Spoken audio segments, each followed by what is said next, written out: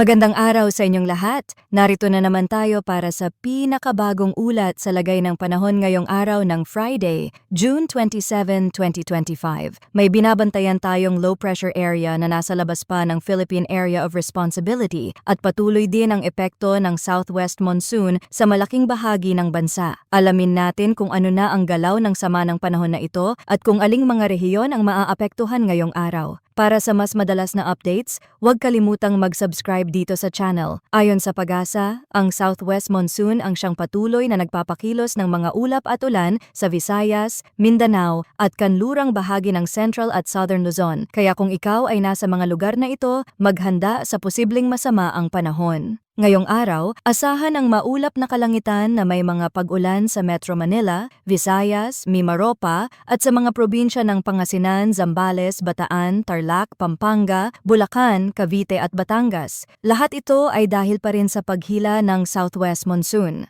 Sa ilang lugar, posible ang pagbaha o landslide lalo na kung tuloy-tuloy o malalakas ang buhos ng ulan. Sa Mindanao, bagamat mas kalmado, posibleng magkaroon pa rin ng mga pag-ulan dahil sa epekto ng southwest monsoon. Magiging partly cloudy hanggang sa maulap ang kalangitan at may tsansa pa rin ng mga thunderstorm sa hapon o gabi. Tandaan na ang mga localized thunderstorm ay mabilis pero malakas, kaya posibleng magdulot ng biglaang pagbaha o landslide sa ilang lugar. Sa natitirang bahagi ng Luzon, asahan ang halos kaparehong kondisyon, bahagyang maulap hanggang sa maulap na kalangitan, may chance ng isolated thunderstorms lalo na sa hapon. Maging alerto pa rin kung ikaw ay nasa low-lying areas o malapit sa kabundukan. Ngayon, punta tayo sa binabantayang low pressure area na nasa labas pa ng Philippine Area of Responsibility. Sa ngayon, ayon sa Pag-asa, mababa pa ang tsansa nitong maging ganap na tropical cyclone sa loob ng susunod na 24 hours. Pero hindi ito nangangahulugang dapat tayong maging kampante. Gamit ang mga long-range forecast tools, gaya ng GFS at European models, may nakikita ng posibilidad na may bagong weather system na pwedeng makaapekto sa susunod na linggo. Ayon sa GFS, ang kasalukuyang LPA ay maaaring hilahin pataas ng isa pang sama ng panahon, posibleng isang tropical depression na nabubuo sa Pacific Ocean. Hindi ito direktang papasok sa bansa,